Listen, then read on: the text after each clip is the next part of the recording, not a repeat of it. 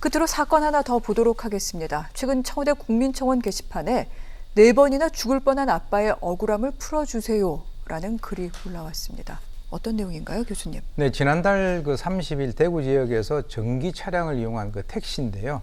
굉음을 내고 질주를 하다가 결국 이제 가로등을 충격하고 멈춰선 그 사건이 발생했습니다. 그래서 이 사건 택시 기사의 그 딸인 분이 아마 청와대에 청원을 한 것 같은데, 아버지가 이제 그 무사고 경력이 있고 경찰청장의 표창을 받고 지금 택시 운전기사만 30년을 한 분인데, 네. 2019년도에 이 그 전기차를 구입을 해가지고 20개월 동안 이제 본인의 주장은 4차례 정도 급발진이 있었다라고 그래요. 그래서 이제 이번에 사고 났었던 5월 30일 당시에 그 블랙박스를 첨부해서 올렸는데, 거기에 보게 되면은 차가 제어가 되지 않아가지고 옆에 탔던 바로 이 택시 기사의 아내, 그리고 이 청원인의 어머니가 늑골골절로 부상을 당하는 그런 것이 나왔고요.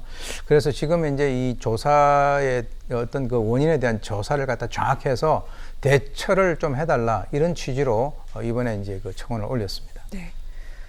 저희가 뭐 이렇게 영상을 통해 방금 보여드렸습니다만 지금 여러 가지 의심되는 상황이 많은 그런 중입니다. 이런 가운데 사실 요즘에 전기차 구입하시는 분들도 많고, 그러다 보니 전기차 급발진을 주장하는 사례도 많은데, 아시겠지만 국내에서 급발진이 인정된 사례는 지금 거의 없다시피 합니다. 특히나 내연기관 차들도 그런데 새로 나온 전기차의 경우에는 이 원인을 찾아내는 게 쉽지 않을 것 같아요, 교수님. 그 이유는 이제 급발진이라고 하는 것은 이제 시청자 여러분들께서 좀 아셔야 될 것이 엔진 내에 공기량이 조절이 제대로 되지 않아 가지고 출력이 과하게 상승되면서 발생하는 것을 우리가 급발진이라고 했을 때, 상대적으로 이제 전기차 같은 경우는 엔진이 없지 않습니까? 그래서 배터리 힘으로 전기 모터를 돌려 가지고 움직이는 것이기 때문에 상대적으로 급발진 가능성은 낮다, 이렇게 이제 평가가 되고 있긴 있는데요. 지금 사실 그 업체 입장을 보게 된다면, 전기차 같은 경우는 문제가 발생이 되면 안전 모드로 진입을 해서 모터 토크 제한이 제한돼서 브레이크가 정상적으로 작동을 한다, 이렇게 얘기를 했었고요. 네. 지금 이제 제가 한번 알아보니까 2019년 11월 달에 바로 이분이 이제 그때 당시에 문제가 있다라고 해가지고 국과수에 차를 갖다가 입고 조사를 했는데, 그 당시는 급발진이 아니고 뭐 그래서 이제 유상 수리를 갖다 한 그런 적이 있더라고요.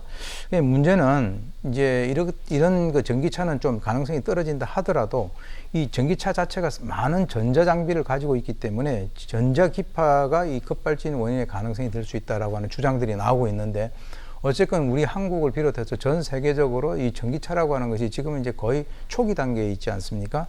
그래서 지금 이제 EDR이라고 그래서 사고 기록 장치가 있는데, 그것을 이제 아마 이 업체에서는 그분에게 달라라고 하는데, 그분이 지금 이제 업체를 좀 불신하고 있는 것 같아요. 그래서 고객 동의를 받지 못한 그런 상태라고 하는데, 일단 이 앞으로 전기차 타실 분들 상당히 많으실 텐데, 지금 이런 것들을 계기로 해가지고 빨리 원인이 밝혀져서 앞으로 전기차를 살 많은 고객 여러분들이 불안에 떨지 않도록 그렇게 조치가 되었으면 합니다.